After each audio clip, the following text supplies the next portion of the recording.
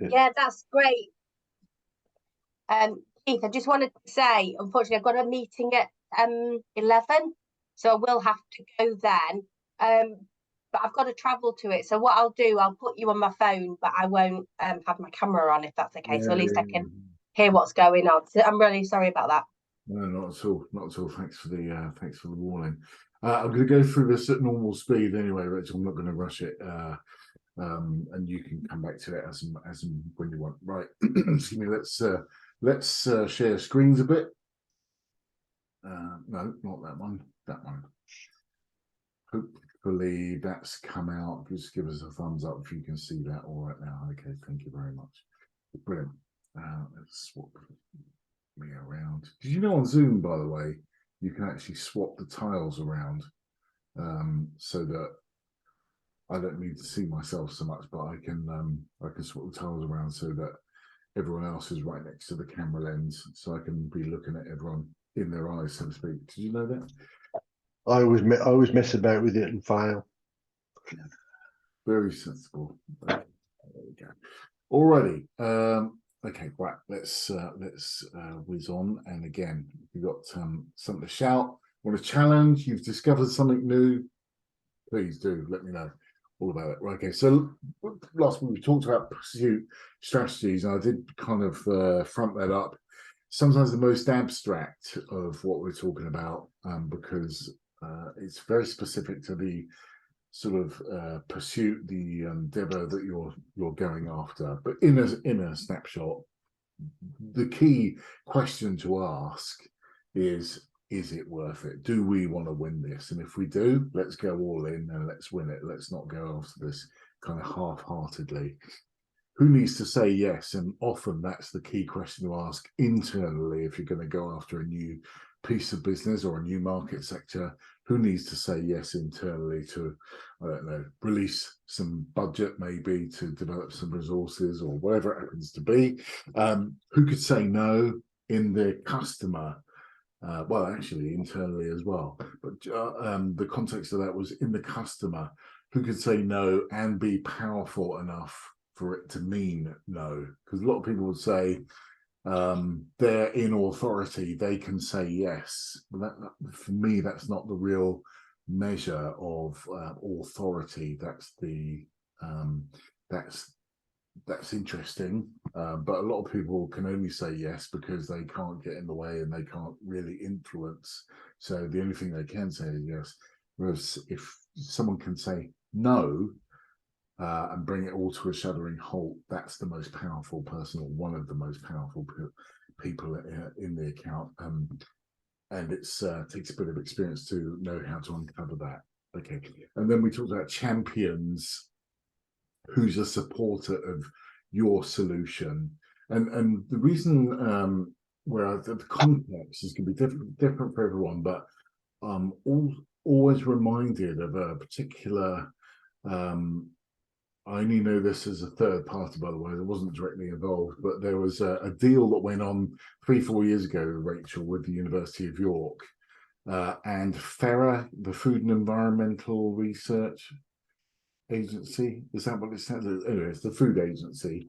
And there's a research deal that went on.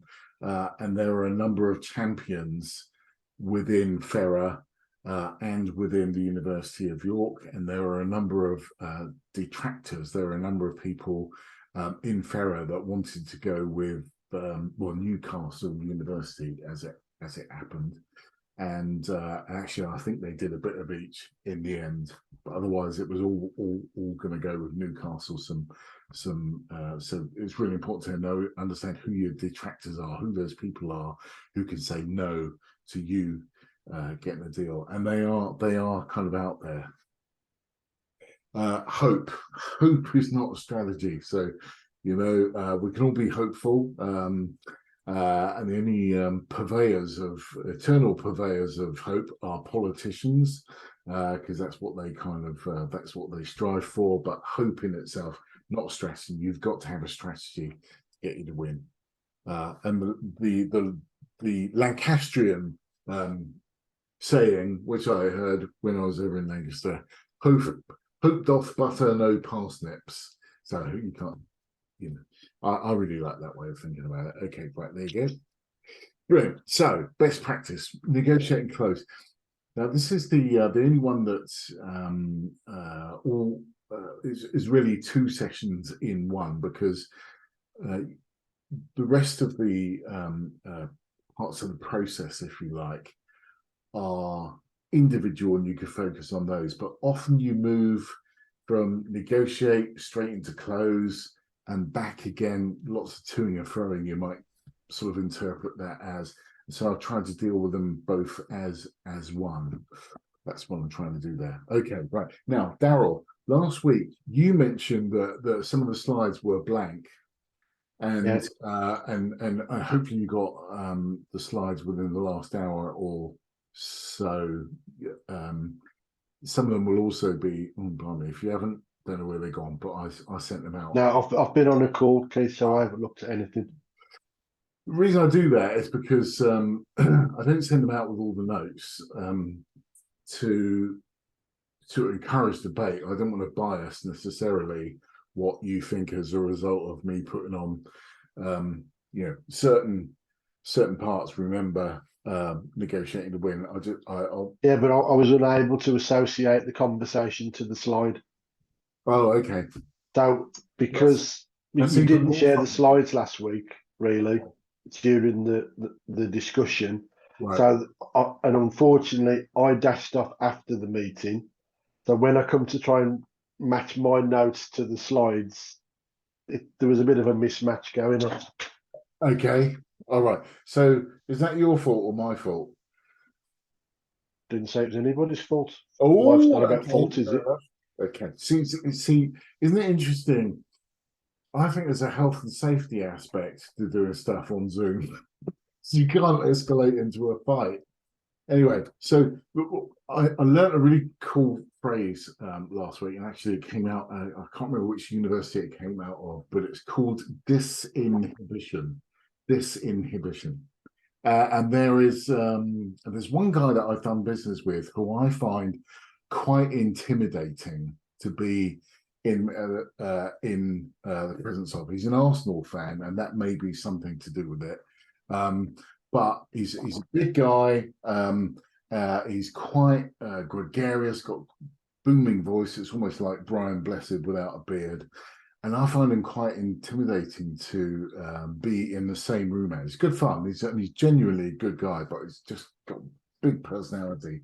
And yeah, when we're on a video call, as we do once a month or so, I don't get any of that. And so I think some of that personal chemistry that we get in person, that for the most part is helpful. I think it helps you kind of communicate better. But actually, if there's something else going on, which is my problem, not his, that I find intimidating, I have found that doing it on a video call takes that sort of, it's almost like an element of threat, caveman type thing. Takes it away. It's very interesting, but apparently it's a thing. So disinhibition, it's called. Right. So dictionary definition of negotiation is when you're at divergent positions. And in simple terms, you know, someone wants 100 quid for their product or service, and you only want to pay 50. And how are you going to no, you could just say, well, I'm only paying 50 and walk away and take a punt that the person will cave. You can do that. Or you can learn some people skills. Effectively, that's all it is. And how are you going to bring them closer to that point? And for anyone that's moved house, that can feel a little bit like horse trading sometimes, or bought new house, or whatever it happens to be. Negotiation comes from a 17th century word, la négoce, which is talks about the industriousness of work. And I think what they meant by that is it's not supposed to be easy. It takes some effort, la négoce, to negotiate, and often, depending on where the power is, and we're going to talk about that in a bit. Often the burden, the effort is on you to bring the other person to your point of view, and that's a real skill to be able to do. The only exception is in, I hope you're never exposed to this, or not involuntarily anyway, is hostage negotiation, which is different. Well, most of it is different. So apart from that, deal negotiation, and even any kind of negotiation, apart from hostage negotiation, the principles are going to be quite similar. Right. The assumption is that both sides need to compromise a bit.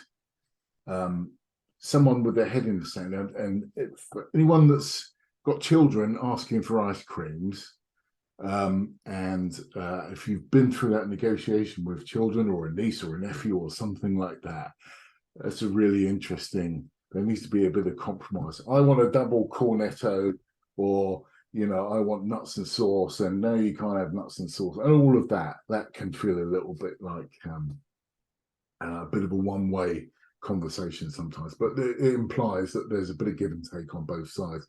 Brexit is probably the opposite end of that argument, where both sides felt that the other side, whether you agree with it, Brexit, whether you're a Brexit supporter or not, both sides felt the other side were being disingenuous, were not compromising. They weren't in the spirit of negotiation, and that's the other end of the argument. So trust is at the heart of that.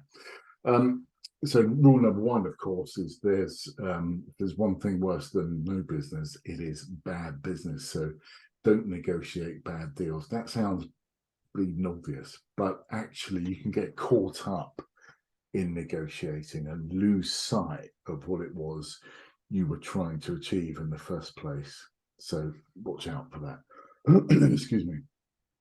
Right, so I probably already asked this, but it'd be really interesting to hear from you individually around where would you score yourself out of 10 on how you feel about the art of negotiation, or the principles of negotiating?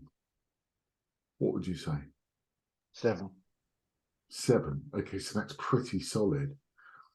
I'd say 8. Oh, okay. Not yeah. Sorry, Darryl. Yeah, I'd say around 8. That leaving 2 for kind of unexplored territory, I guess. Okay. It's not competition, but Rachel, how are you on that, do you think? I'm not sure, because what I've been involved in isn't selling as such. But yeah, I think I'd be okay. I'd be okay with it. I'm always left to do the house purchases and things. I did gazump the last people. Right. So I'd say I'd probably be all right at it. Okay, that's interesting to know, and I think it probably largely does depend on what it is you're negotiating for. So it's a little bit artificial. Okay, right.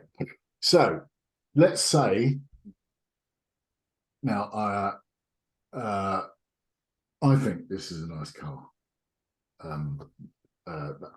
Most people will be happy. You might not like the colour, but most people would be pretty happy going in, and at least having the option to go in and buy a car like that. So we're going to play a little bit of a game, if this is okay.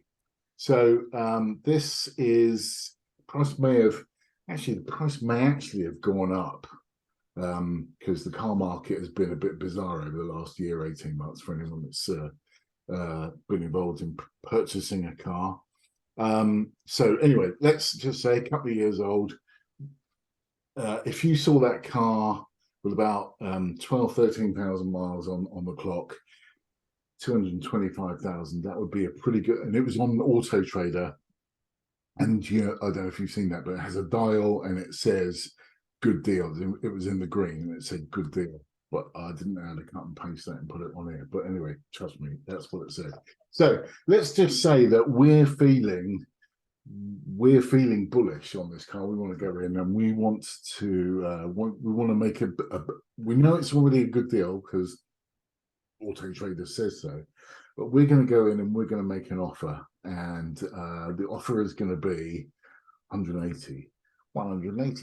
So it's £45,000 off, which is enough to buy, I don't know, your husband a car as well, Rachel. So or whatever it happens to be.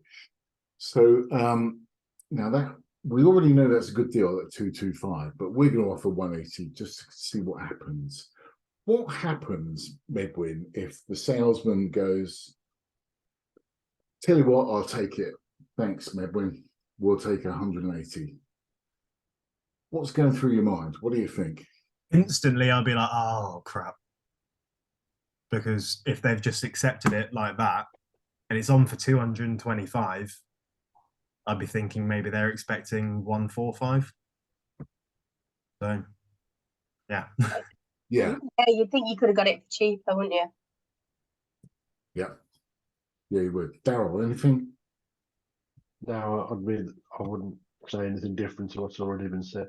That's interesting because I absolutely agree. You would think, oh, I should have tried harder, but and this may be my success with cars over the years. But here's what I was thinking: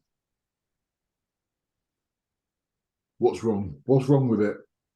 Is it a category D write-off? Is it now? Of course, you can go through certain processes, do some research, and you would know, and they have to disclose. But the point is, ooh, what's wrong with it? Point is, you've won that negotiation too easily. This is very much a communication, a psychology kind of exercise in that, and there's loads of research around this been done. But all parties have to feel like they've won something. So if someone caves too early, you can feel like that was too easy. What's going on here? What have I done wrong? What's wrong with the car? What's wrong with my negotiation style? So someone's got to feel good about having done that deal. Everyone's got to feel reasonably good about having done that deal. It doesn't feel right. Okay, right. So now negotiation, therefore, is a bit of a mindset thing. Doesn't matter whether you're comfortable or uncomfortable. It's important to realize how you are kind of feeling, but you kind of need to know that there is a process to go through, which some people are better at or more comfortable with, should I say, than others. But we can get more comfortable by practicing on that. And the point is, some people are embarrassed or uncomfortable, and that's what the other side want you to feel. They want you to feel embarrassed and comfortable, whatever it happens to be. They want you to be out of your comfort zone so that you don't perform as well as they will, because they're more comfortable with their thing. Okay, so it might be what the component parts of a negotiation. It's not all about the price necessarily. There are, especially in manufacturing, there are, right, where there's all sorts of components to a negotiation. What might some of those components be for you, Daryl, in what you do? In terms of what I do now, in terms of which aspect of it, or Yeah. so in terms of the negotiation, to me, it's going to be about probably it's down to payment on completion, payment before I start work, an agreement in principle generally with where the deal needs to be, a clear understanding of expectations, because if I'm agreeing X or Y, it's based upon an expectation in terms of what the work content is. Yeah. And so therefore, what's the output? Yeah, that was a comprehensive answer. What about Medwin? What might some of the negotiation points be for your business? So generally, there's not much negotiation. It tends to be more around there are certain sort of hoops that we got to jump through before we can get to a point where we can send off a purchase order, for example. Okay. Yeah, so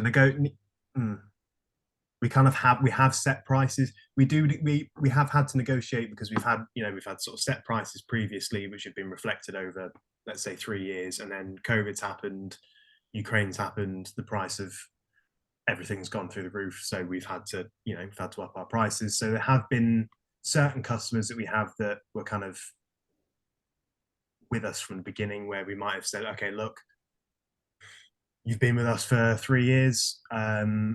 We have a good relationship. We want to continue. So, let's come to an agreement. And usually it will be a result of the kind of, they will rise to reflect the prices that we now have, but they'll be getting something else, whether that's early access to new material, or the ability to kind of have influence over what the material actually is. Yes, it's not as straightforward, I think, for us in terms of negotiation. For us, it's more about avoiding noise. So we will kind of negotiate how a client of ours is provided with their training, based on how they usually do things. So, for example, if we've got a learning management system like Learning Pool, we sort of have discussions with our customers about whether or not they want to do our learning on Learning Pool, because it does work, but it can be very noisy if every single step is not followed perfectly, which it frequently is not, because of just human error. People don't want to read stuff. So our negotiation is usually about kind of stopping people from making mistakes that are going to cause noise, and noise is time, and time is money. So okay. Interesting. Kind of so your negotiation isn't necessarily about price. You might be giving them more service, let's say. Yeah, and our system is very much, we're kind of moving towards a self-serve type system, because we support so many different people that have so many different learning management systems, and some of them are on our one, and we're kind of getting to the point where we're actually just saying yes and no to certain people based on how they want to have their training. Because if someone uses an LMS that just doesn't work with us, it genuinely, no matter how big the deal is, it's not worth the noise. It just takes too long to achieve. So that would be in the bad deal bracket. Yeah, exactly. So it's generally something we would just walk away from, saying, yeah, that's good point. Rachel, what about you? I think because of where I am, we're sort of referral based. But in terms of negotiating and things, I would need to make sure that at least they are on board with me referring them elsewhere into the university, and that I've got all my my facts clear, and they're happy for me to pass on their email address. So I suppose in some ways there is a bit of a negotiating and closing from that point of view. Yeah. But yeah, I'm happy to, I run through various services that we offer, and then I say, so are you happy to put me through to that department so you can have a further chat? That's a good shout. So it's absolutely understanding what your process is and what the outcome of that particular conversation is, that you want to achieve, and that therefore becomes your process, if you like. Just realize I'll still share screen. So here's another thing, and you might get this, Medwin, in terms of number of, because you probably sell your software in terms of number of seats or number of people that need access. Yeah, so we had been essentially working on the how many people are in your organization. Cool. One person equals one license. This is how many people you have. This is how many licenses you have. That's how much it's going to cost. And so one of the parts of negotiation is, especially with mischievous procurement people, and there are a few because that's their job, is that you'll get into, okay, Medwin, so how many for 1,000 seats? How many 1,000 licenses, if you like? And you'll go, well, it's £2.50, and you'll come up with the conversation with, well, we don't need. They know then that you can sell at £2.50 per se, and still make money. And they'll say, well, we don't need 1,000, we only want 100, but we want to pay the £2.50 price. That happens all the time because that's their job. That's what they're trying to do. And that's stung us a few times. So we did actually move to there's a minimum of this many. I think what we it's 500 minimum. I know 400 license minimum. If you have less than that, that's fine. But you're paying for 400 essentially, just because we also charge our time in terms of support sort of per half day. Yep. So if you get a big support request come in and they're like, oh, we've just realized, we've got like 100 people we forgot to put on. It's like, cool, that's gonna take me a day and I'll do it, but this is how much it costs. Good. Okay, good. But it's about what we would call inoculating yourself from that argument, if you like. Okay, so here's another discovery. My older guy, who I don't think is any longer with us, really nice house in Hemel Hempstead in Hertfordshire. And when I went round there in his living room, he had this most fantastic piece of like a display cabinet in a beautiful yew wood, which is like an orangey brown, really breathtaking, like autumn leaves. And I went in, and I couldn't help but admiring this fantastic. The craftsmanship looked to be fantastic, and I said to Gordon, "God, that is a really beautiful cabinet." And do you know what he said? He said, "Thank you." He said, "We got a fantastic deal from Harrods." Now, that was not what I was expecting to hear in the same sentence. Fantastic deal at Harrods. And I said, what you mean you negotiated for that, on the price at Harrods? He said, yes. And that was a bit of a revelation to me. That piece of furniture?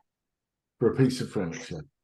So the sticker price was, and I didn't ask how much it was, but it would have been tens of thousands, I would imagine, knowing that house. Or 5 figures anyway. And he went in and he was confident enough to have the conversation. I'm not prepared to pay that. I'm prepared to pay this. And the sales supervisor or whomever was on the floor at that time would have gone to their manager and said, we need to do something on the price here. Now, that was a revelation to me. That was a few years ago that I had that conversation. But actually, big stores like that, and even small, particularly small independent stores, when you're buying jewellery, or we're in that run up to Christmas right now. But there's almost an expectation, without getting Monty Python about this, and you've got a haggle and all of that.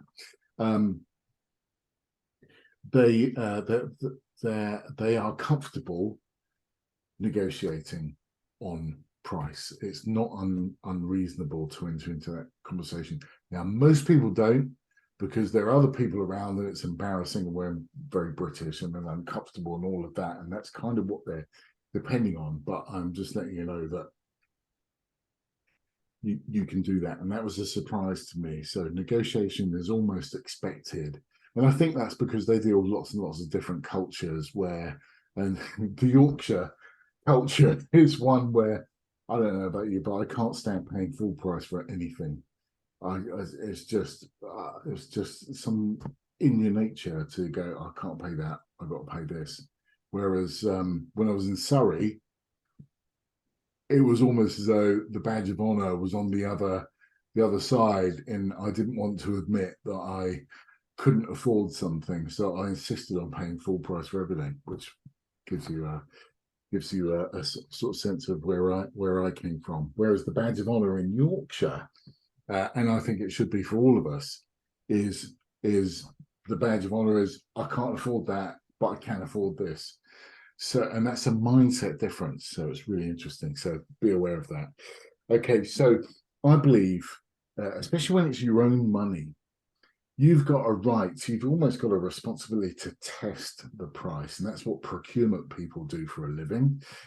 but you've got the responsibility, I think, if it's especially if it's your own hard-earned money, you've got a responsibility to test the price, whether it be for a car or a piece of furniture or whatever it happens to be. You've got a responsibility to test the price. Daryl, did you want to say something, or Not that I'm aware of. okay, okay, all right then. Okay, so part of that in negotiation is that it's a game. It's about creating the illusion of confidence in your position.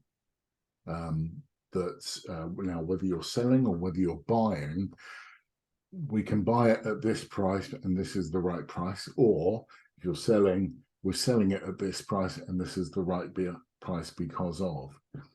I'm happy to take some challenges on that, but if not, we'll just kind of move on. Okay, right. So, all right. So, when does here's a question for all of you.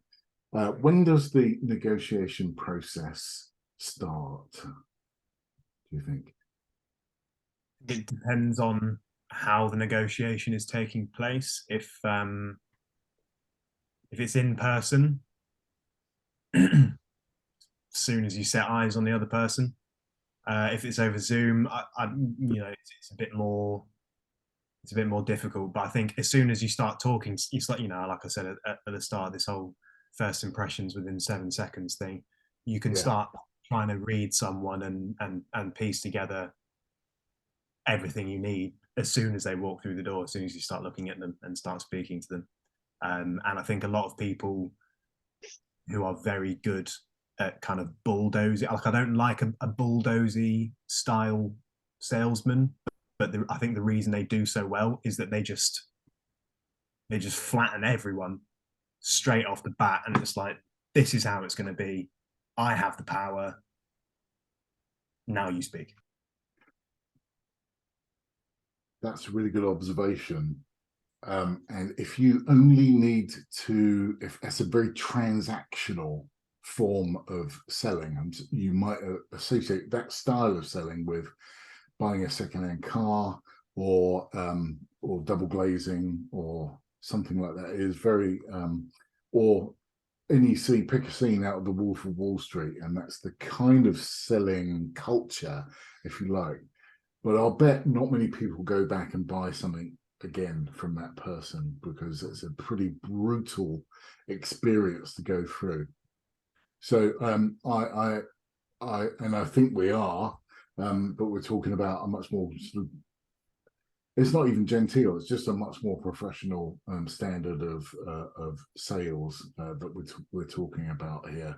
But yeah, if you don't care whether you ever see them again the rest of your life, you can, if you choose to, you can treat people however you want. You can go, it's actually called a bulldozer close, where you're literally going in and riding roughshod over everyone.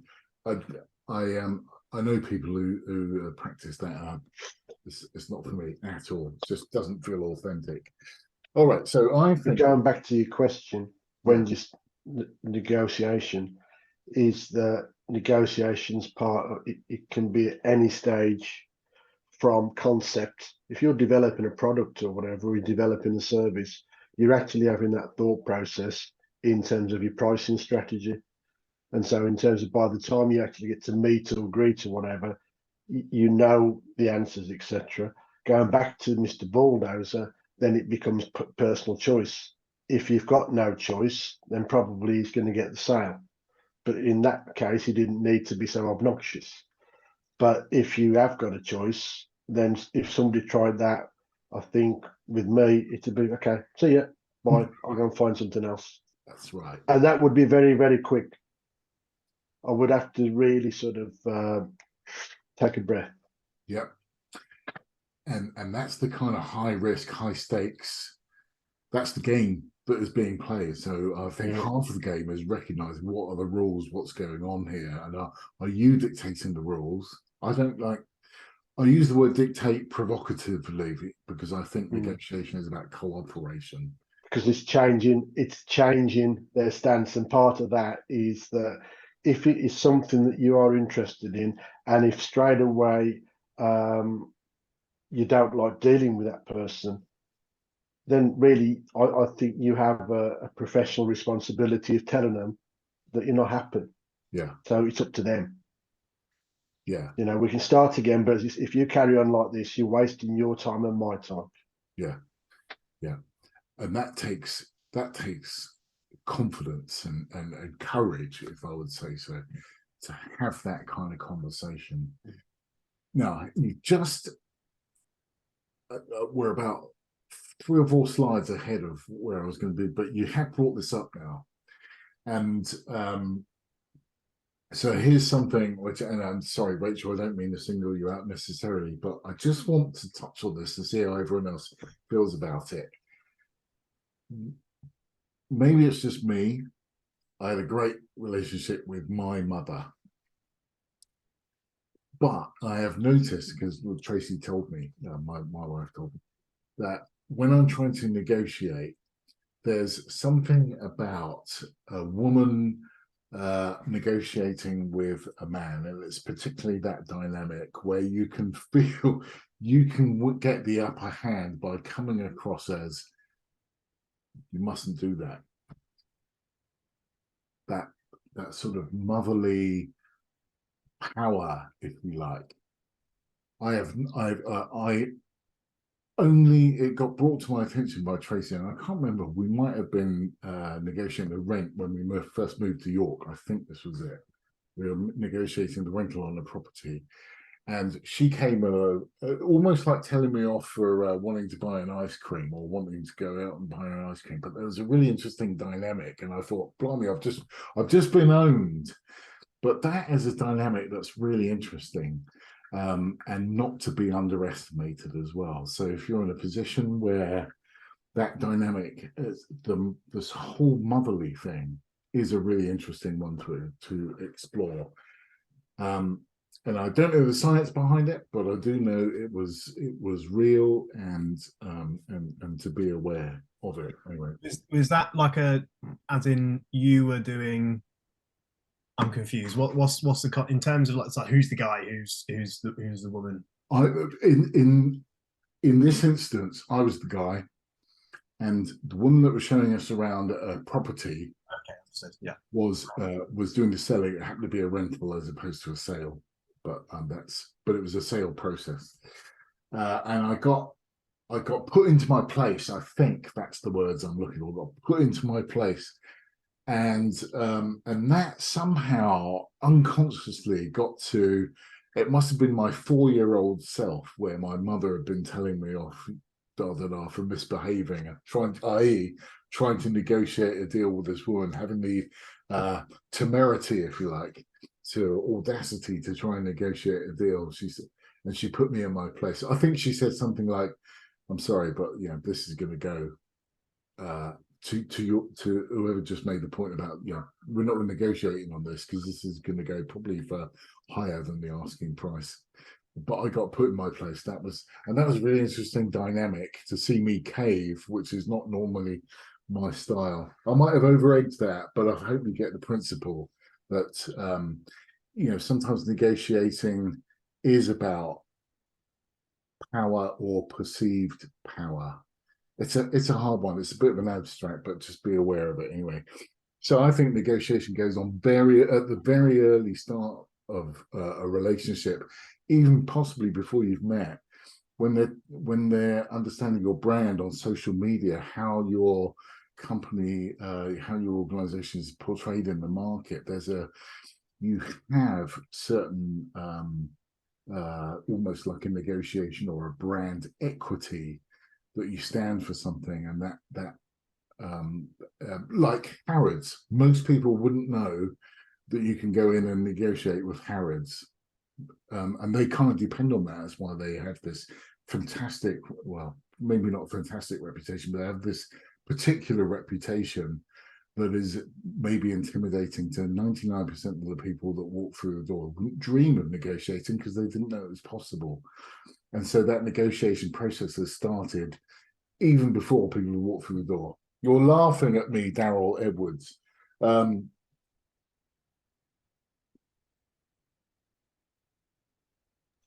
I just got a picture then of getting to the checkout at Harrods, and I got me nice tin of biscuits, and then I got me nice, gift set for Christmas. I got me nice bottle of so and so, and it'd be the queue would be very happy, wouldn't they? No, and you could really wind everyone else up by paying for it with a check. I used to have a right. friend that paid for bloody Mars bars with checks. Little London tour guide Harrods factoid for you guys. Until 1906, Harrods were the UK's biggest supplier of cocaine, which they sold at a minimum of 1 kilo. I Wow. didn't know that. Wow. They used to sell elephants and had the first moving staircase, so escalator, in the world, and employed 2 people to hold glasses of brandy for people that were trying the escalator for the first time to settle their nerves on both ends. Now, That really posh sort of, it's quite darkly lit, but beautiful elevator escalator that's at the bottom of Harrods that goes to the 2nd and 3rd floor, I think, is the first escalator in the world. well, you know what? I hadn't realised that was going to come up. I can also add something to that, Mid, when they actually do the finest custard donuts ever made by man. They are. There we go. They really, really do. That food hall is amazing. Okay, right. So, yeah, you've already set the tone. Yes, I've got that. Okay, right. So, what word? I think we touched a bit on this, but I do want to reinforce the point. What one word comes to mind when we've talked about negotiation, how all the parties need to feel when the negotiation has been concluded and a sale made? What one word do you think needs to be a minimum description of how everyone feels about that deal? Satisfied. Right on the money. Satisfied. And by that, it's, I'm a bit cynical about that whole thing. You'll hear about win-win deals. And that implies that everyone's won the same amount. And I don't think that can be true, but I think it's rarely true. People win by different amounts. There will be, particularly in technology sales, software sales, you'll often find that the biggest win is probably in the high margin software supplier. They often feel that they've won the most, and the customer is still won. They've got a price that they're satisfied with. But the win is not equal all the way around the table for all the different parties. That's the point. But as long as everyone feels, as a minimum, satisfied, I think that's often the best you can hope for. On the basis that you're never going to write a deal that you're not satisfied with or that is bad business. Okay, right. So what's next on? Equal amounts, BPR, and that's why I've talked earlier on in the series about best possible result and minimum acceptable result. And that, I think I talked about it in the context of having your meeting objectives. And I'd love to walk away with a deal, but as a very minimum, I'd like a referral, for instance. So, the same can be true in a negotiation. If you know you're going to be walking into a negotiation, this is the ideal price I'd like to achieve. But as a very minimum, if we can't achieve this price, and it's not always possible, that's the walk away price. That's what you were talking about earlier on, Daryl. Thank you very much. See you later. Brief conversation. But that's the point. So best possible result, minimum acceptable result. Okay, right. So, going to come on to shared screen for this one. Because I want to get this concept across. And I'll lost you all. There you are. Okay, there you go. Right. So, has anyone come across this expression before about being in the pound seat? Okay, right. So what it's meant to be is all things being equal, who do we think is in the most powerful position? So I'm going to show you a couple of slides with a couple of scenarios coming up. and I'd be really interested in your input on which party might be in the pound seat, the more powerful position. Okay, so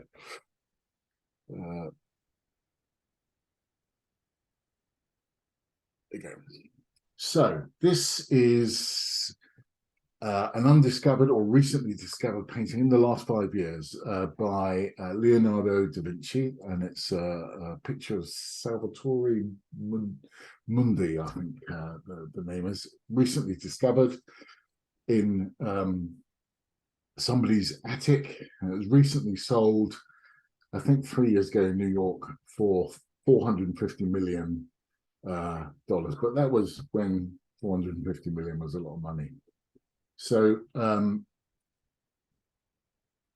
who was in the pound seat then? Was it the people in the audience with 450, representing people with 450 million to spend, or was it the auctioneer? Who do we think was in the pound seat for that?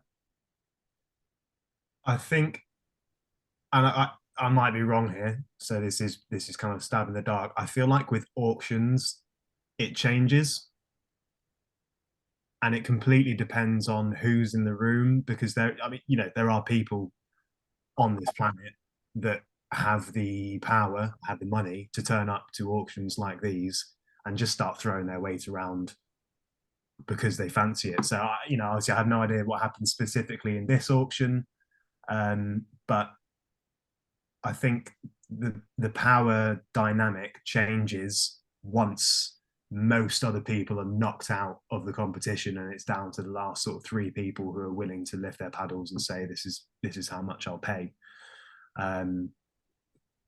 The auctioneer is always going to have some power because they're the auctioneer, but I think who's in the pound seat comes down to who's spending the money on the product, I guess. But again, that's a guess. I have no idea. That's just my. No, the whole point is to drive a conversation around this, because I'm interested where everyone's coming from. Because I was thinking it was the seller, because of the nature of the sale, and I don't know. I if somebody said how much is that painting, I wouldn't have a clue. So it's not my area of expertise at all.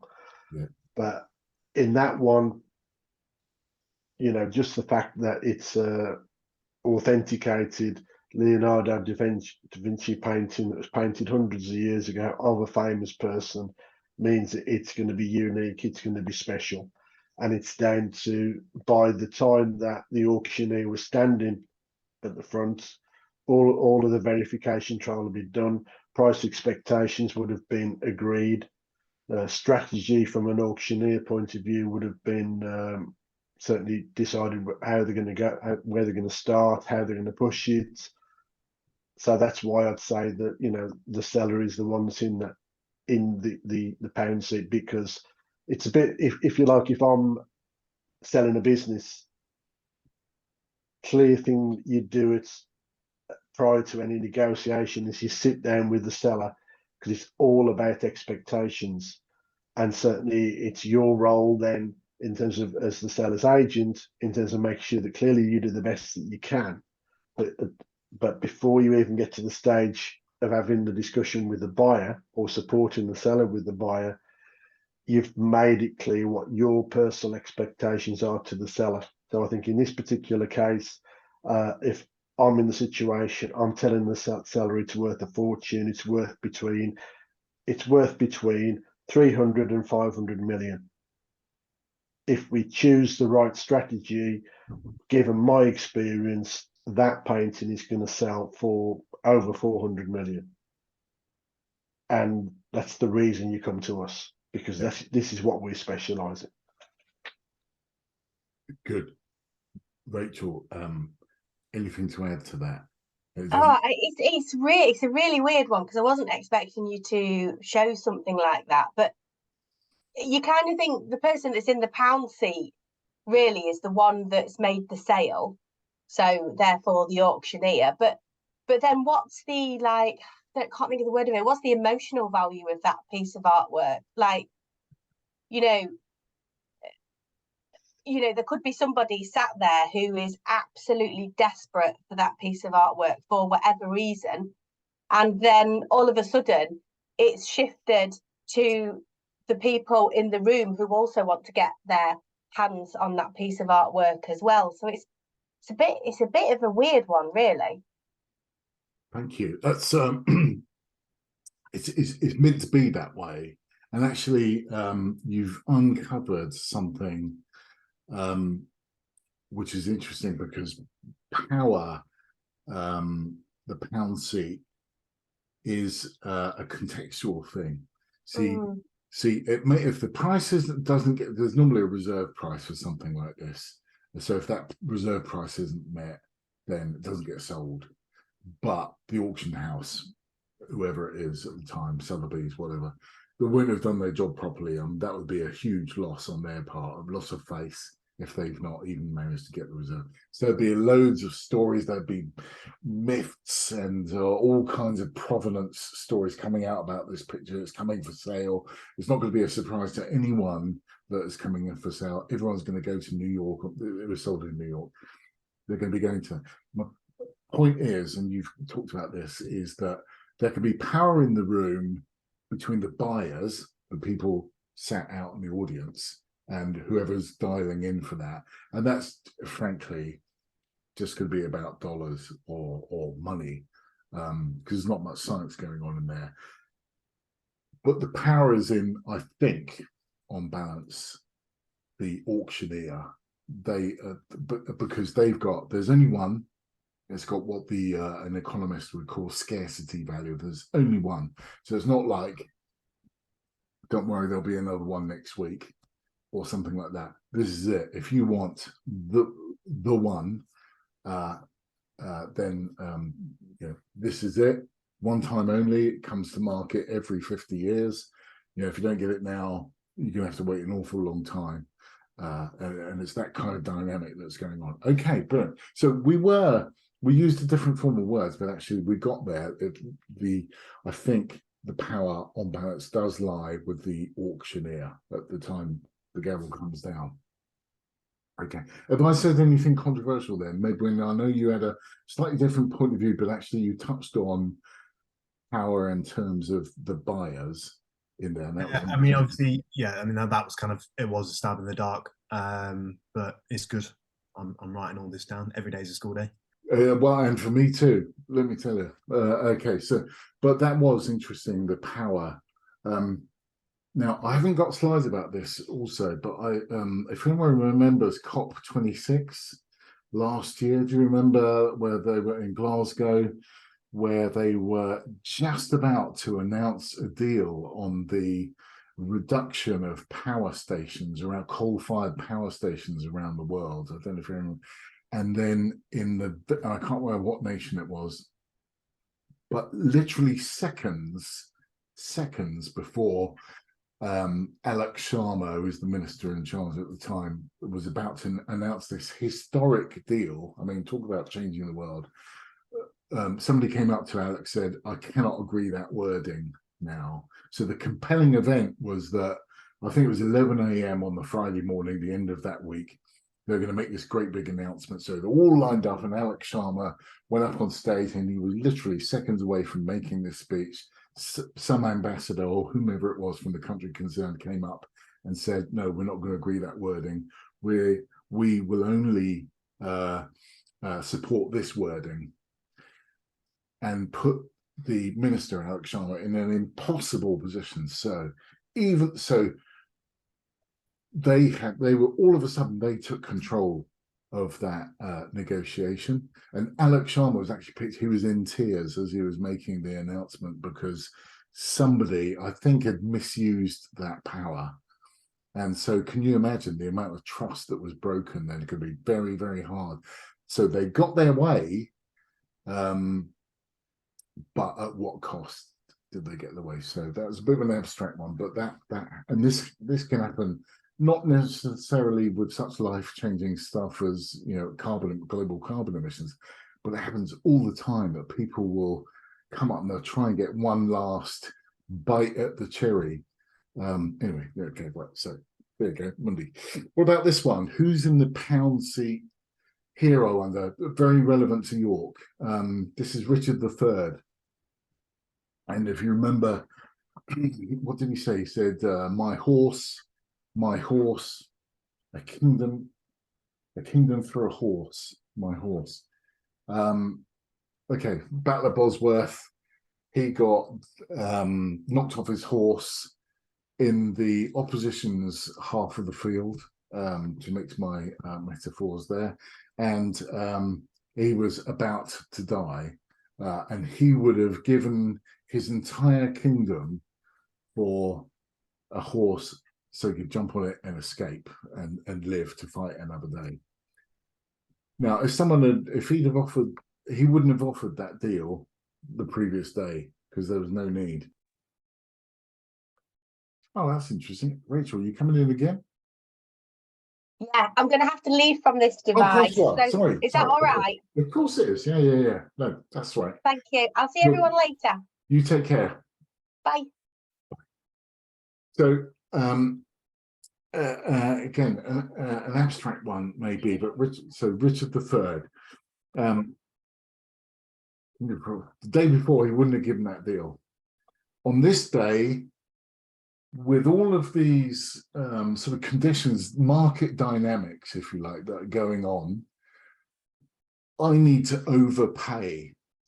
A horse would have been whatever the denomination was at the time, but he would have paid 50, 100 times that value to get a horse because he had an amazing need on that particular day because the stars lined up and all of that, and not in a good way. Have I just confused the situation, or does that kind of make sense? Yeah. I think as you say, what you've just said, it's about changing dynamic. Exactly right. And that can happen because it's a complex world that we live in. Complex as defined by unpredictable outcomes sometimes. Okay, brilliant. Thank you. Well, so sometimes it's pretty clear cut who's in the pound seat.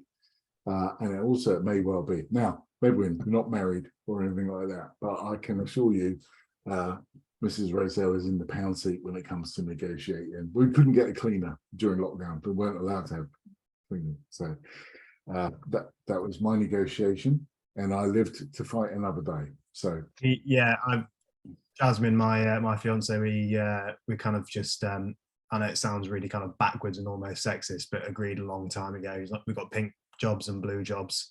We know what our strengths are, where they lie, and everything just works better because we just know, there's nothing. I'm still really bad at cooking, but I'm very good at doing all the other stuff that needs to be done. So I only really discovered cooking during lockdown. Before that, we would go out or buy in or something like that. But anyway, point being is you're right.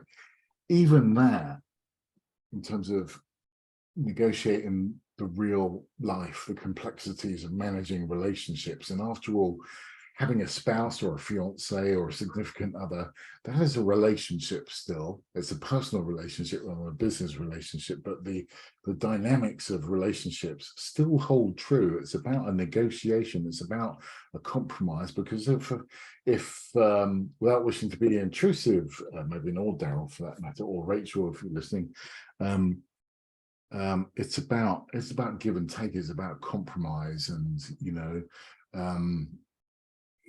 be careful about winning all the time, because that can create, in business relationships, if you win all the time, you might find that you're going to lose big time when they decide, you know what, Medwin, you're a great provider and all of that, but there's someone else. And so that's why it's important to make people feel like they're kind of winning. Really important.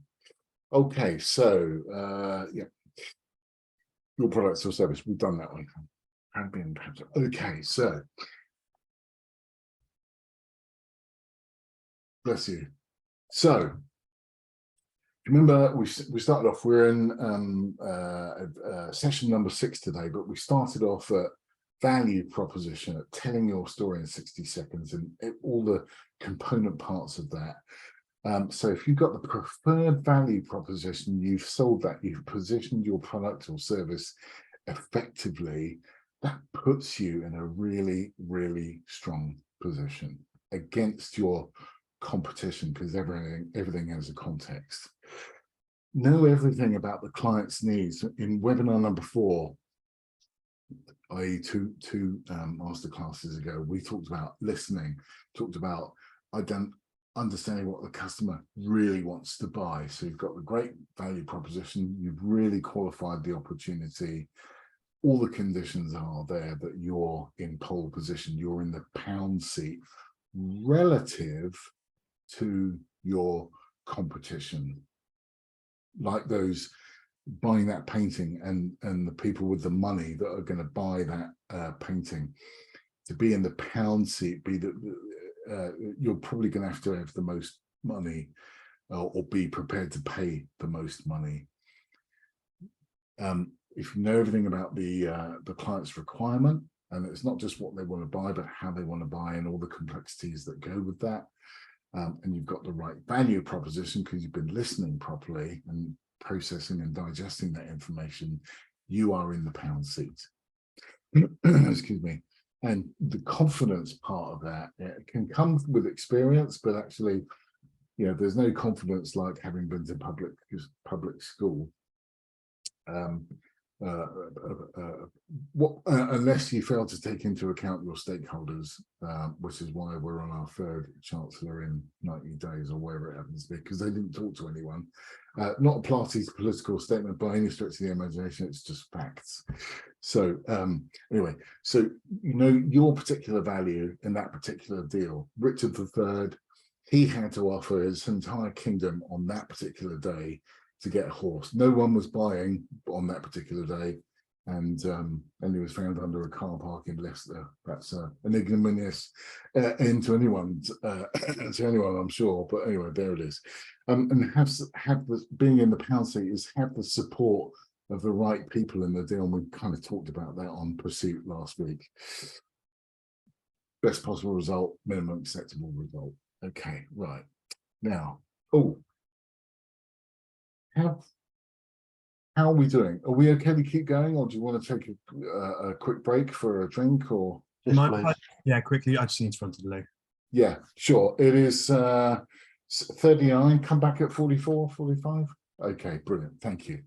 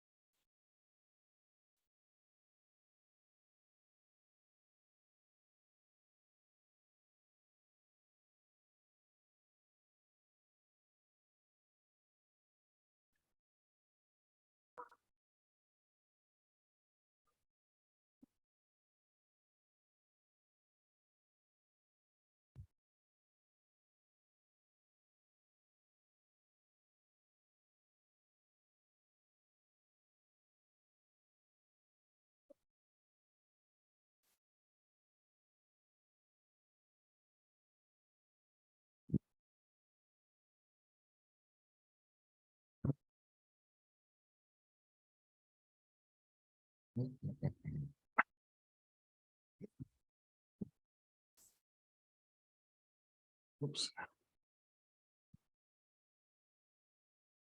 Okay. There we go. Right. So,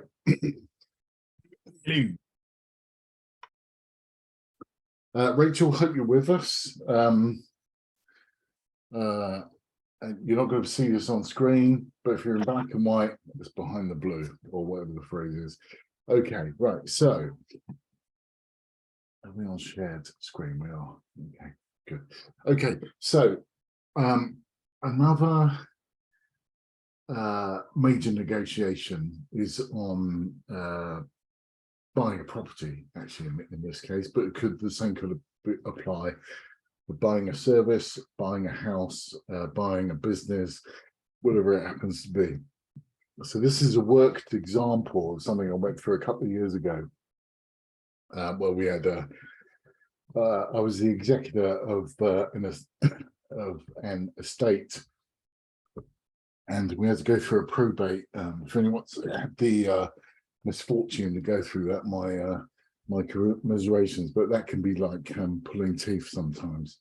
Anyway, one of the responsibilities was to dispose of a property, 2 up, 2 down, very nice place. Oh, it's now I'm selling it now, but it's not meant to be.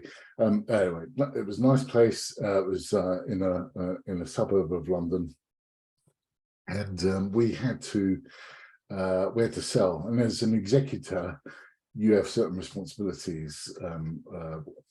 Number one is to sell something for the most amount of money and incur the least amount of expense by doing so. So I want to, I'm not going to overly complicate this, but just want to show you what was going on between the market price we advertised at and the price we actually realized at the end, the bidding and counter bidding, because it's well, I think it's interesting.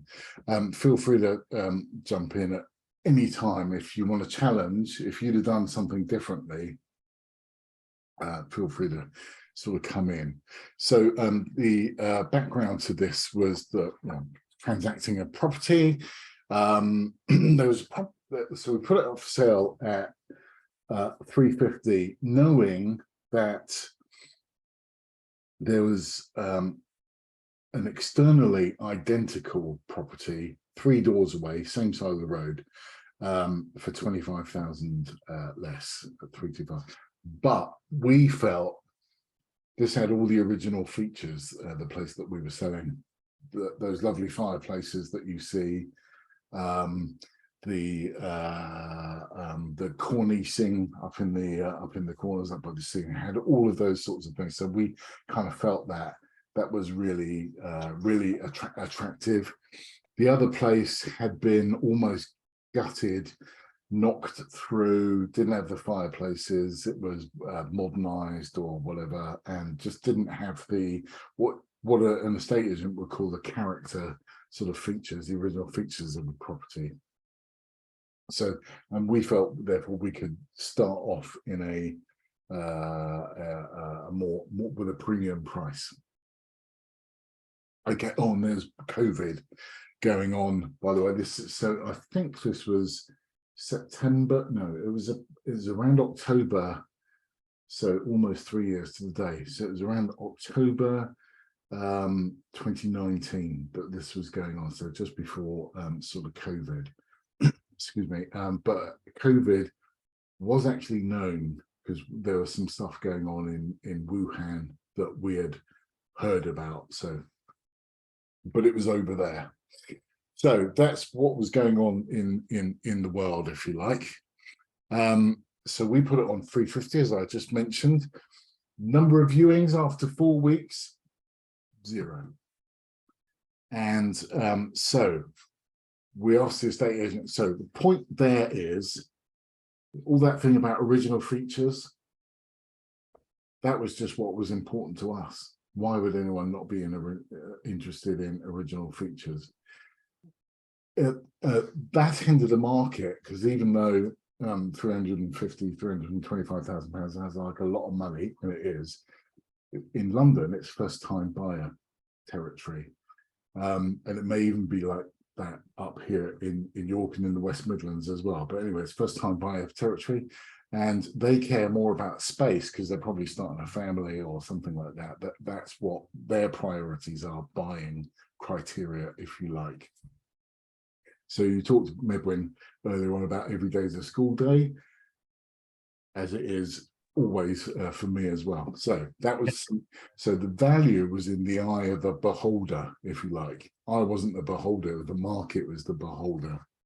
So yeah, we'd had 63 viewings, and we relisted, by the way, at 325. So we equalized the price. And then we got 63 viewings in a fairly short number of weeks, but no offers. So what was the problem? The problem was they weren't selling.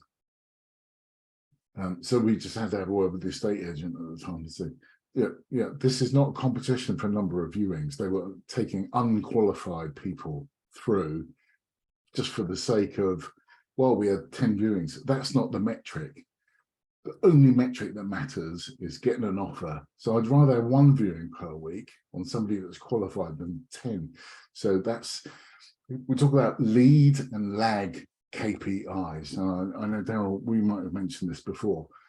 A lead KPI is effort that's going out, if you like.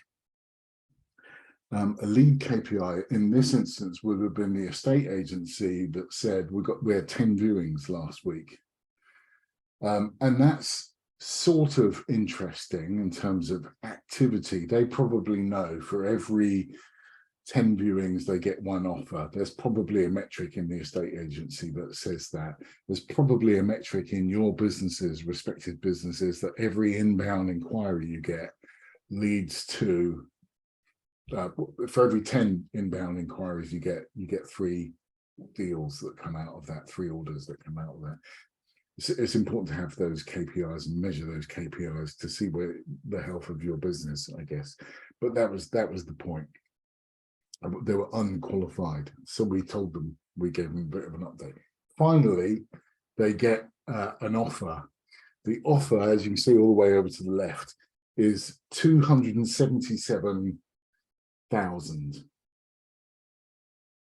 What does that cause you to think when you get an offer? So you're 350, you come down to equalize yourself with your competition, 325, and then you get an offer of 277. What do you think? How do you think you might feel about that offer? you've been lowballed because it's been on the market a long time and somebody's been looking for it.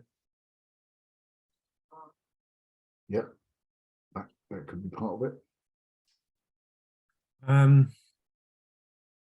I mean, if they've had 63 viewings, no offers, and then an offer comes in at 277, I would say that maybe people are finding better deals in the area. So for example, the one you said that was 3 doors down, if I was in this exact position looking at 2 properties pretty much the same, but one had been gutted and all this work had been done to it, and then the other one had all the kind of character or legacy stuff, especially in London, I would always go for the place that's already been gutted, because I'd be thinking, right, you know, what have I got to do in the next 10 years to this place to keep it standing?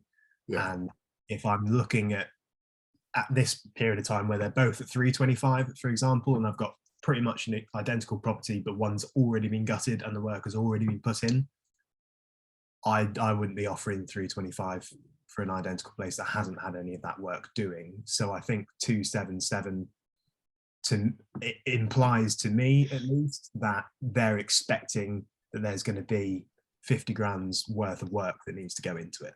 Yeah, I think both of you are onto something there. The lowballed because it's very public, right move or on the market or wherever it was. Yeah, in fact, it even tells you when it was first listed, unless you delete it, wait 48 hours and then relist it, which is what most of them do, and then it only gives you the latest. I just got to throw that out there. But is there anything significant around the number itself, the 7, the last 7? What do you think? What would you read into the actual number itself? So yes, it's lowballed. I want you to think that they are serious, that they've put a lot of thought into it, and it's a very accurate valuation. Yeah. Yeah, I think that's right. No, Daryl. 277 suggests an element of precision that they are trying to imply. Now, whether they were this smart or, well, I suspect they were that smart. They put a 7 in it because you automatically know if it's 275 or 280. You just know that that's a low ball offer just to see, because they want to see what happens next. The very fact that it ends with a 7 causes the seller, in this case me, to think, oh, that's an interesting, much more interesting number, and not always in a good way to be on the receiving end of a bid like that. Someone's put some thought into that. Maybe that's the maximum they can add on their mortgage. Maybe they're just literally, there is no more money. So I couldn't discharge my obligations by letting it go for that number. So did we counter? We gave a bit. So this process is called open extreme. It's a deliberately low because remember we said earlier they're testing the price. How much do we believe in that 325 number? How much do we believe in it? Now, a typical, so they bid 277, so we're out here, they're over here. The typical house seller, and this might be derogatory, well, but it is fact. Most people will come much closer to the center than necessary. They'll concede too much too early. Sorry, as in the sellers will. Seller, yeah, because typical. In fact, so the rules are whatever you decide the rules should be. I could have said no, try again. I didn't. What I did is I very deliberately conceded just a tiny bit. I countered with an offer of 323. We'll let it go for 323, which is pretty close. So it implied there's a bit of movement in this price, but I want to talk about my price, which is 325, not your price of 277. I want you fixated on my price. I really believe in my product. And that's what I wanted, the message I wanted them to get from that. So meeting in the middle would have been at or around 300k, right? Most people would have gone too early towards a around 300k number, and then you would probably met in the middle of 277 and 300k. Then most people would have fallen for that trap. So what happened next? So I conceded a tiny bit. They conceded 290. They upped their bid to 290 after this. This is a real life example of 290. So they've actually moved forward quite a lot. Nowhere near where we want them to be, but they've moved more than we have. And that suggested to me, well, first of all, credibility.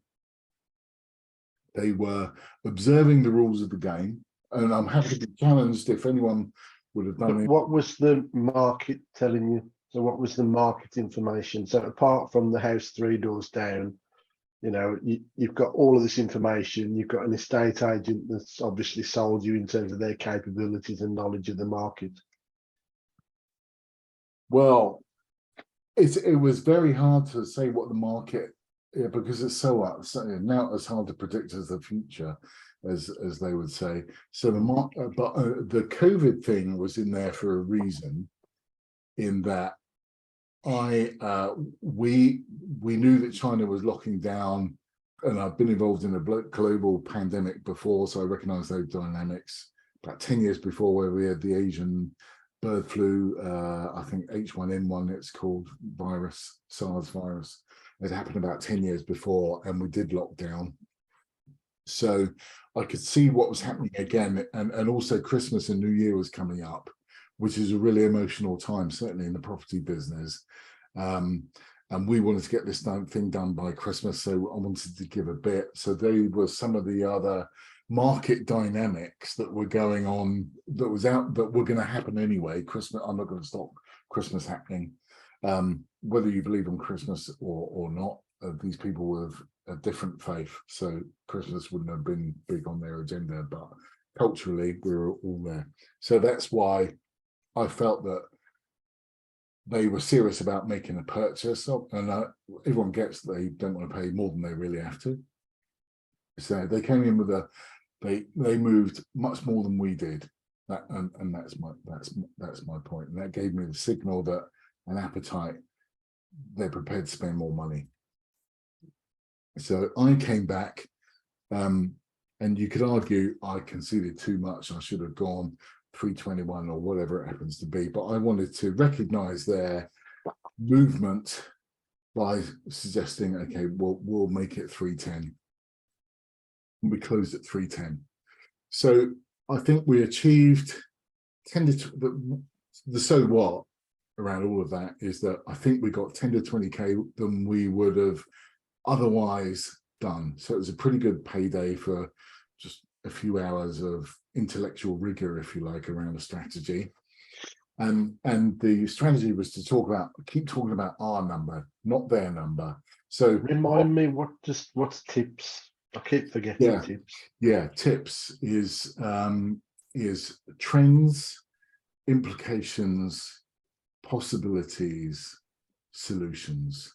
So, and it's aimed at stuff that you have zero control over. I had no control over Christmas or COVID or anything like that.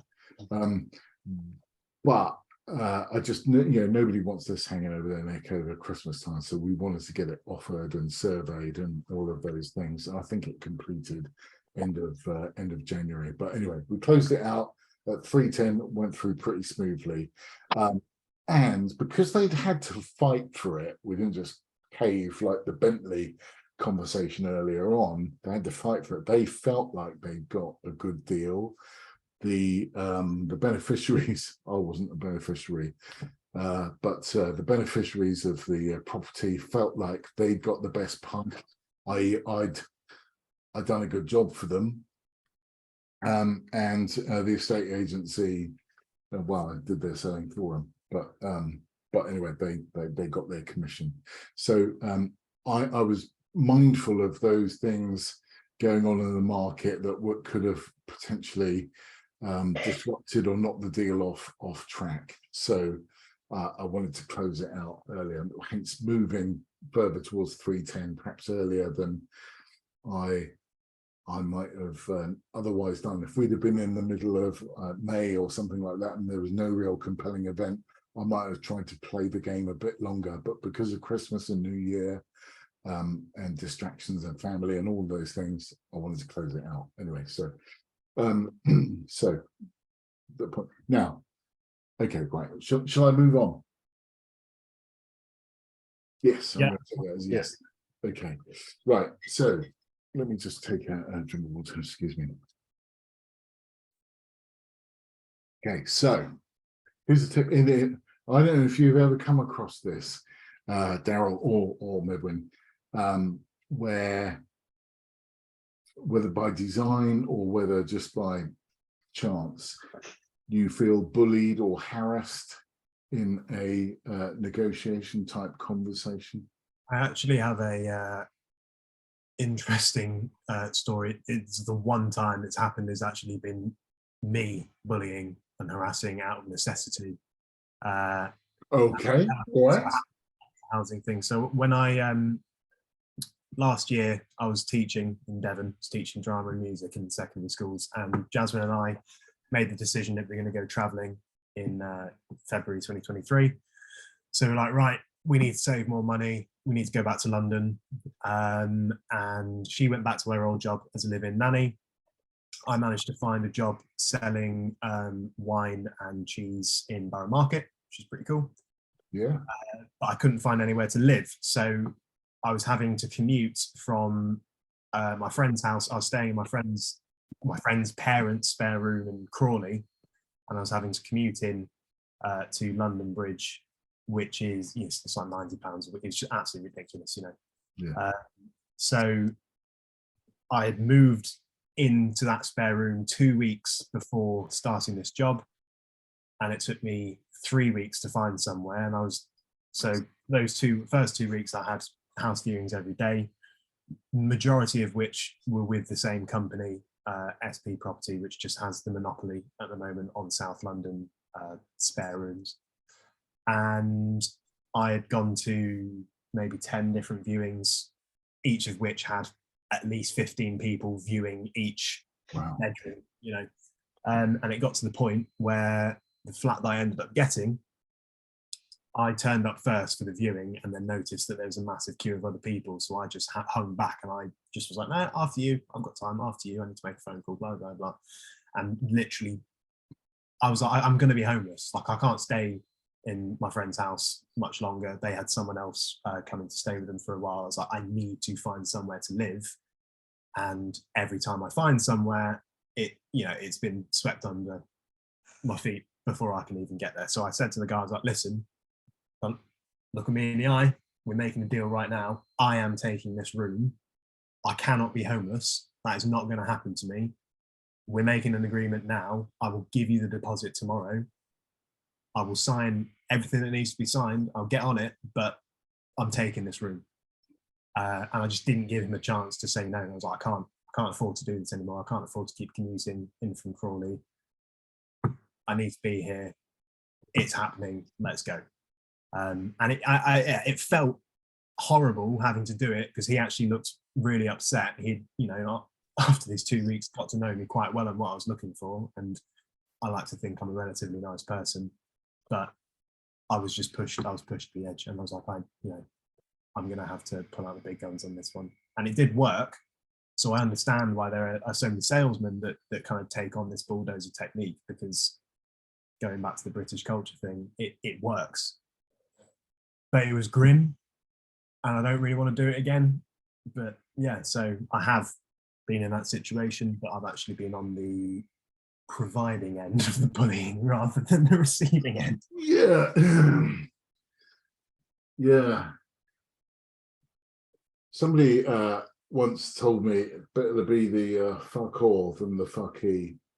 I might cut that bit out of the recording, but Look through all the cattle. but that's a really good story. Now, interestingly, I wouldn't have called that necessarily cajoling. I would have thought that that's a great bit of persuasion. So, if I understand the context, you let the crowd go through, view. They all walked away, and it was just you and the agent afterwards. Yeah. So for me, I mean, that's a really smart, that's a ballsy approach. But you let them all go because they thought the rules of the game is that they'll phone up tomorrow and we'll make an offer, and then it'll be extended by 2 or 3 days. But you looked the estate agent in the eye and you said, I want to make a deal now. We're going to do this now, or I'm going to walk away. I didn't actually say or anything. I didn't give him another option. I didn't like block the door, but I feel in my mind I was like, I need to make this appear like he hasn't got another option because I have no other option. You know. Yeah. It was a desperate time for me, and I had to resort to that. Desperate measures. Yeah. Desperate time, definitely. What, Daryl? Have you got anything to say? Nothing specific. I think probably when you look at various instances and whatever, and I'll probably go back to my manufacturing career, because in your manufacturing career, sometimes you're always negotiating. Yeah. Life is a negotiation. If you're leading a manufacturing plant, life is a negotiation, and it can be with customers, it can be clearly with suppliers, etc. And I think really it's in many cases I'd always got the upper hand, so it was very easy to, if you like, take advantage without even thinking about it. But I suppose really the way that I always approached it was that be very straight. I do not ever, tell porcupines. I just can't go down there. Just tell it as it is. This is where I am. I'm not saying I'm right. I'm not saying I'm wrong, but that's the position. And little bit sort of what Medrin says, end off. It's up to you. You know where the door is, or I'll sign here. Yeah. And then on the other side, perhaps, which is a little bit where if I look back at certain occasions, is that you might be in a situation where sometimes that power, you can take advantage of it, and it might be with more perhaps an employee, whereas perhaps as being a reasonable human being, you should be more considerate on various things. But sometimes a job needs to be done, and it needs to be done now. So I think it's all about that dynamic, what we're talking about today. And I think really the key to it that makes it work for me is that whatever your position is, be clear in your mind, know where you are before, be very straightforward, and just go forward with that strategy. If you can change it, but don't change it to lie. Don't change it to create different set of circumstances. Don't change it to confuse. Change it because perhaps you're always going to be in a situation where whoever you're negotiating with might come up with a really smart point, and it might be something that you haven't thought of. So, it's a case, listen, we've been there. Yeah. But really, it's all about creating that dynamic. And I think whichever way you look at things and life and whatever, it is all about trust. If you lose face with something, then from a personal point of view, that's really important to me. Yeah. I can't be doing with that. That's a great shout. Something else you said, Medwin. We try this. I don't know if anyone knows about martial arts. No, Okay, not right. really. So this may surprise you, but I used to be quite good at judo. I'd probably be quite good at judo now, but for different reasons. The sort of wrestling's one, isn't it? Yeah, I would say so. I'm fascinated Trips to know and what throws the and line is going to be. submissions. Yeah. So in judo, jiu-jitsu, there is the way to score an outright win is to score ippon, which is where you get the other person on their back and you keep them there for 10 seconds and you score. Doesn't matter how many points the other person had, you win. So, and the only way that you can score ippon is to or throw another your opponent, is to get them off balance. And in presentations, when you get people off balance, you excite or you disturb, but you knock them off their perch. And when they're in that period of being unbalanced, then you've got the chance to manipulate them to where you want them to be. So using that analogy, what Medwin did there in the purchase or the getting that room is that you dictated the rules. So I don't think you bullied. I think that was a very smart thing to do. You decided, I'm not going to play that game. I can't, and a lot of that was forced out of desperation, and I've been there. You took control. You let everyone go away. You turned round to the other guy, poked him in the eye or her in the eye, and said, "We're doing this. This is happening." Da da da da. And that's what happened. But your other qualities about interpersonal skills, looking someone in the eye, shows intent, shows trust, all of those things that persuaded them to comply with your instruction, which is basically you need to do this and all the rest of it. So that was a really smart piece of negotiation. But but now you know why it worked.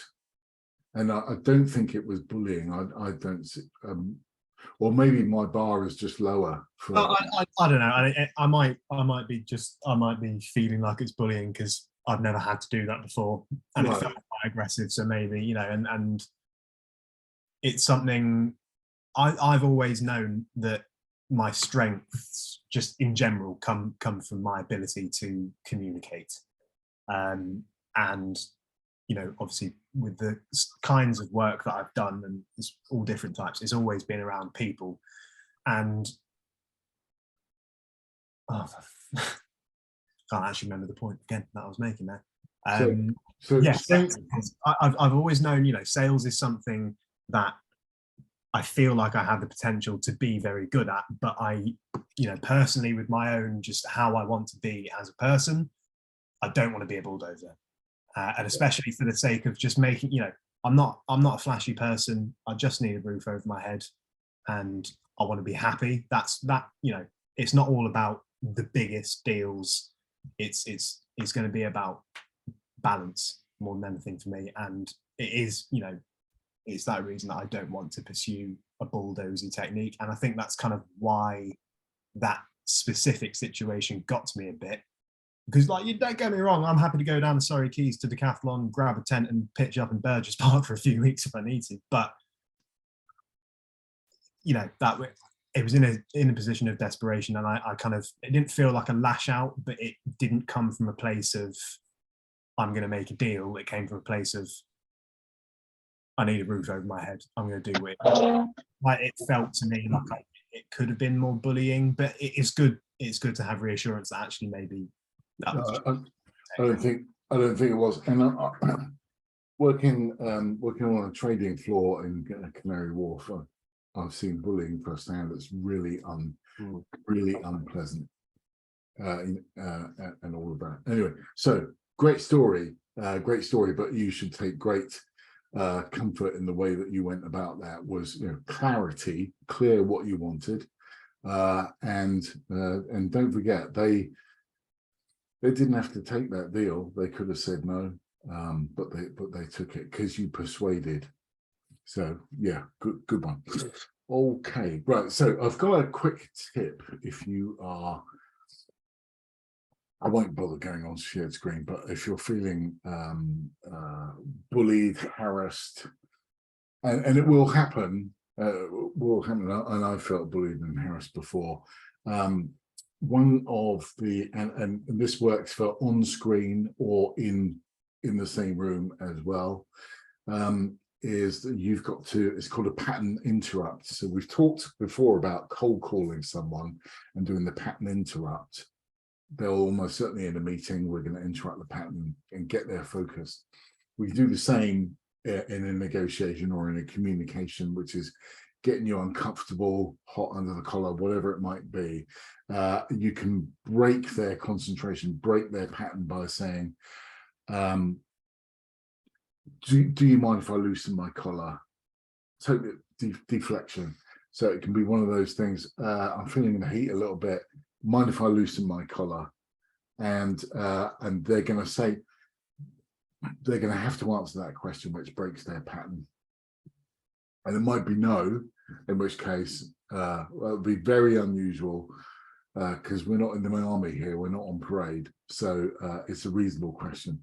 Or you could say, you mind if I get a glass of water? I'm really parched. Break their pattern of behavior. It totally puts them off. It's the equivalent of knocking them off balance in order to get what you need. If you're in a Zoom, and because of this disinhibition, which I only learned about last week, another day, another school day, it can be that you're in a negotiation and just like you needed a roof over your head, Medwin, I've been in a place, not recently, but I've been in a place whereby if I don't close this deal, we're not making the mortgage payment next month. I mean, that's life. And you might call it character forming. I would call it different things, but you know, it can happen.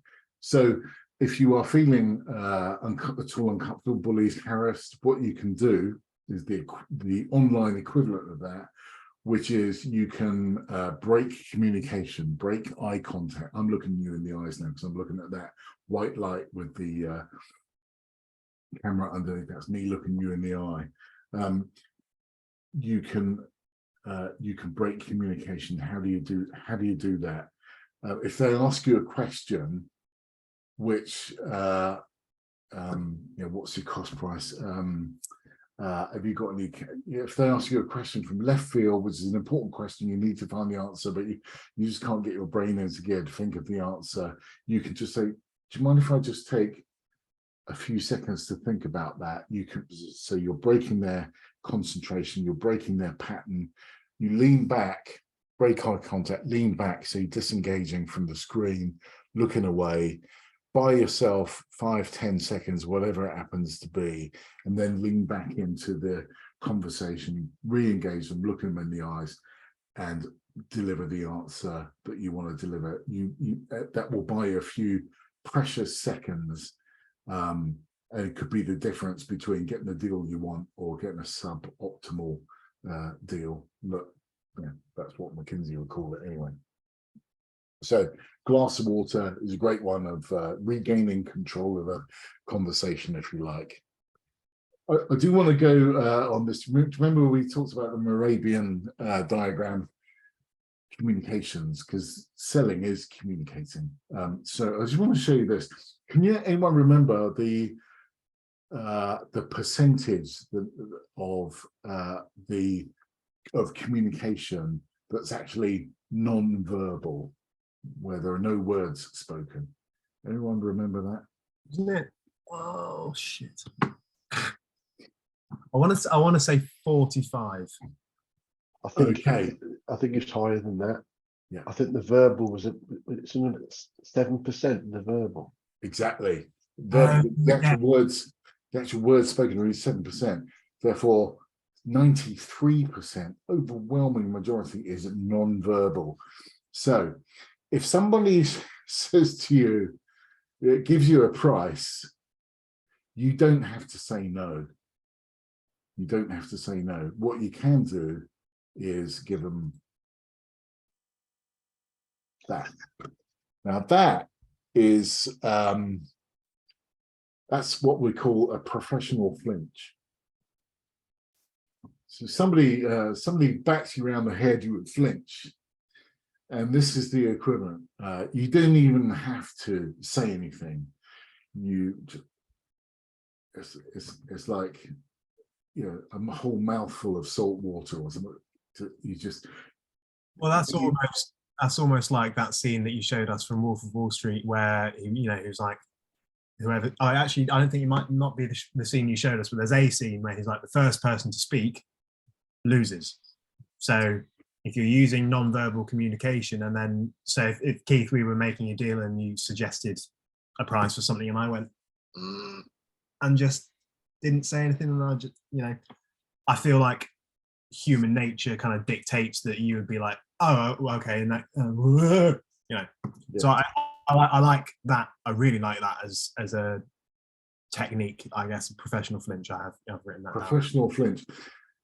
You heard it here first. So I like it because it doesn't derail the conversation. It keeps people engaged. It's a very visual thing, obviously. It keeps people engaged, but you don't have to reject them. They don't hear the words no. They're only getting the communication visually. They're not getting it audibly and visually. So they're only getting one layer of communication. So you're rejecting them, but it's not a full-blown punch in the face rejection. It's really powerful, and it keeps people engaged. And I used it a lot, and I've had it used on me, which is how I learned it. So kind of bear that one in mind. I hope that kind of helps. Professional flinch. Okay, done that. Okay, lessons learned. We're into the last 4 minutes. Want to be careful on that. Okay, so there's something huge. Yeah, your personal confidence. Do we understand, or do we accept that there is a difference between self-confidence and self-esteem? Yeah. Okay. Just to confirm, self-confidence is normally a contextual thing. You're confident in negotiating your manufacturing business or the sale of you've got some confidence in that. Your self-esteem is how you feel about yourself. It's a really big subject. I'm not going to do it any justice at all, but if we could accept that they are different and they're distinctive, but your personal self-esteem is at the core of your ability to negotiate effectively. If you are a day away from disaster financially, or roof over your head, and that could affect, Richard III, the day before, he wouldn't have given that deal. On the day, he was in fear of his life. He probably wasn't very confident of his life chances. He would have overpaid for that deal to get his horse. Really, really important. Hopefully you'll never ever be in a situation like that. But it's important to know the dynamics. I say no. Do you remember, we talked about rights and entitlements of the business person and the salesperson? Just say no. Even if it's not a business thing, if it's a personal thing, just try saying no. It's incredibly. You nodded when I said that, Daryl. Did that resonate? Yeah, unfortunately, very straightforward. Yes, no, works. Because it's a bit like your pattern interrupt and whatever. You got a salesman's coming in to see you to sell you something. So I'm now on the buyer side. A bit about pattern interrupt, giving this lovely thing. You understand this, you understand that, and so no, what are you talking about? And all of a sudden, he's already on the next point, but you've just rewound him back. Yeah. Sort of 30 seconds and he's lost the initiative straight away. Yeah, you've got him off balance. Yeah. Got them off balance. So really, really great. And it is, so it's good fun. You're mischievous as well. It's good, but also you're training the other person. You are not going to be taken for a sucker. You've got rights. You're going to exercise. You're going to assert yourself, but you're going to do it in a way that keeps the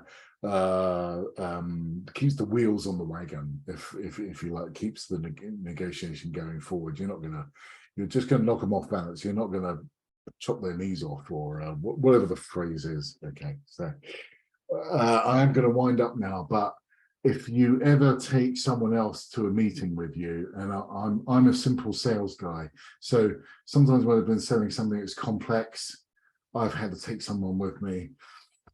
Steve Gage, I used to work with, often really, I mean, off the charts intelligent people. Often they also are on the spectrum for autism somewhere. Now I don't know about Steve. I lay a pound to a penny or a cent to a dollar because he's from New York, but he was somewhere on the spectrum. And we won this deal at Hambros Bank, so I am going back a few years. And Steve was our technical director based in New York. He came across to have this project kickoff meeting with me and the chief technology officer for the bank, and the CTO's boss as well. So we had to behave ourselves and all of those things. And I took Steve to this this meeting, and I guess they were trying to break the ice. The deal was done pretty much, but they wanted to build relationships because, you can't, what do they say, you can't create an omelette without cracking a few eggs. So we had to build some trust. So the my counterparts, well, actually his boss said, okay, gentlemen, what is it, in his best Eton accent or whatever it was, what is it that your company would like to achieve from this deal? From this project? And I was about to open my mouth and say something really diplomatic and really smart, but Steve got there about 30 seconds ahead of me, and he said, our objective is to get money from your account into our account. And where do you go from that? Where do you go from that? So I simply I laughed and I said, thank you very much, Steve. Can I have a glass of water, please?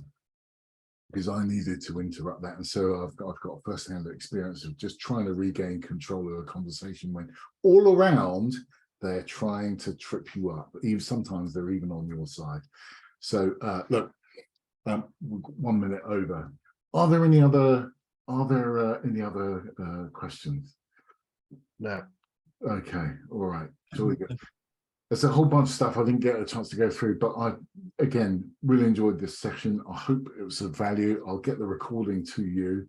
If there are any questions arising around any of it, or if you were hoping I'd talk about something, but we just haven't, please do drop me a note. Next week, I'm going to talk about maximizing revenue, which will be the last one. We'll see Rachel there, I'm sure. Maximizing revenue from existing customers. We'll do that. Okay, so until then, have a fantastic week, and say hi to Dad as well, Medwin, if you will. Cheers, Darryl. Take care. Have a good Thanks, day. both. Cheers. You're Thank you, guys.